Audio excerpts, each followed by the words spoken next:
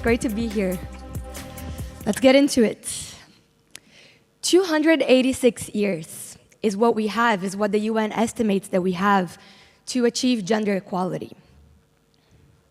6 years is what climate scientists estimate that we have until we reach a point of no return, until we reach a point where climate change becomes so irreversible that we run out of our carbon budget, that we are no longer on the path to keep our global temperature at 1.5 degrees Celsius, which is what the global community, the climate negotiation community, agreed is what we needed. But okay, I just gave you two very scary deadlines that we have, one for gender equality, one for the climate crisis. But what do they have to do with each other? Why am I speaking about this? Well, climate doesn't happen just on itself, right? Climate is impacting us, it's impacting people. And you see the climate effects, it's happening everywhere, but when you think about small island states in comparison to maybe a rich European country, the impact will be different. It is different. It's happening already rather than having some longer deadline to happen, right? And the same is true with people. Here are just a couple of the intersections that you can see that are really important questions to ask when a climate disaster hits. What was their age? What is the age of the people affected? What is their race? What is their ethnicity? Do they have a disability or not? And what is their gender, right? So all of these issues are intersecting. They're intersecting aspects that build up the marginalization of those most affected, most disproportionately affected by the climate crisis. But let's focus in a little bit more on gender. Here are just some statistics so you can have an idea. 4 out of every 5 people that are displaced by climate, that become climate migrants, climate refugees, are women. Women and children are 14 times more likely to be killed by climate-fueled disasters. So you start to see some trends here, right? And why is that? Why are women more affected? Well, if you think about the patriarchy, if you think about gender inequality everywhere we go. I'm from Brazil, where gender inequality, gender-based violence is at an all-time high, just like it is in many Latin American countries, in many countries in the global south. And what it means is that when there's a climate disaster, this just becomes worse. There's lost opportunities for those that are most affected, including women. But that's the vulnerability aspect. That's the victim aspect that we see. But it's really important that we think about the decision-making spaces, right? What's happening in the global level, since we're now talking about this global aspect of climate, such as, for example, the climate negotiations. COP28 in Dubai, this just happened this past December.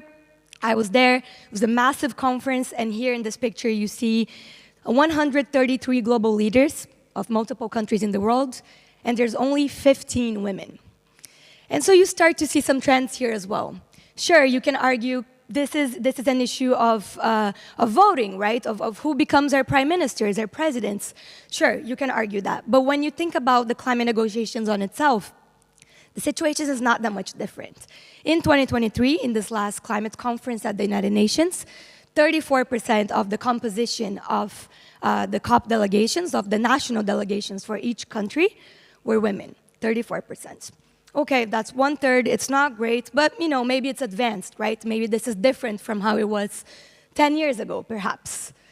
Except it was not. It was the exact same percentage 10 years ago. So despite the Sustainable Development Goals, the 2030 Agenda, the Gender Action Plan of the UN Climate Convention, things have kind of stayed the same. And this is not even the statistics for the heads of delegation, for how many women are heading these party delegations. That number has been between 10 and 20%. It has not gone beyond that, it has not changed. But why is this important? Why do we need more diversity, more women in these spaces? Well, it's simple. When women rise, CO2 levels fall. This is a fact. This is what we've seen. When we have women in parliament, women in Congress, we have better results. We have more environmentally friendly agreements in boards of companies as well. Diversity brings an aspect of inclusion, it brings an aspect of innovation, and it really brings the lived experiences of these people to the forefront of action. And so this is what we're talking about. We're hacking the climate crisis, but we need to move from this idea of an information society to a knowledge-based society. And how can we do that? How do we go beyond just giving people information and we go into the knowledge aspect of climate action? Well, let me tell you very quickly about my organization that I founded exactly 5 years ago in Brazil. We are a Latin American-based, youth-led organization called Empodera Clima, where we do exactly that. We believe that knowledge is empowerment, and so we compile content on gender and climate justice in 4 different languages. We create content that's easy to understand, easy to access for young people, to speak to young people, and then be able to get into these discussions.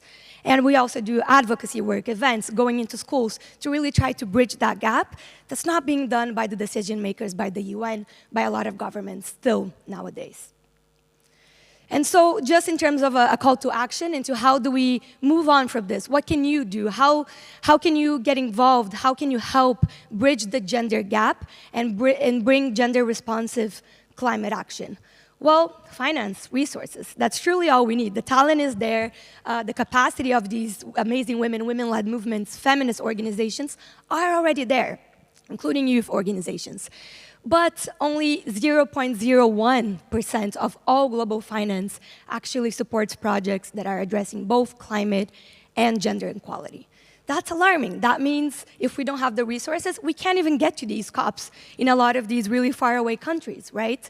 If we don't have the finance, we can't really implement the projects, we can't get paid, we can't really build the climate action at the local, national, and global level that we have. And so my final message to you as you go throughout this conference is, remember that climate change is happening, it's a big issue. It is a man-made problem, as we've seen with the Industrial Revolution and so forth. But there are feminist solutions, so please keep that in mind, and please try to bring gender-responsive climate action in everything you do moving forward. Thank you. Obrigada.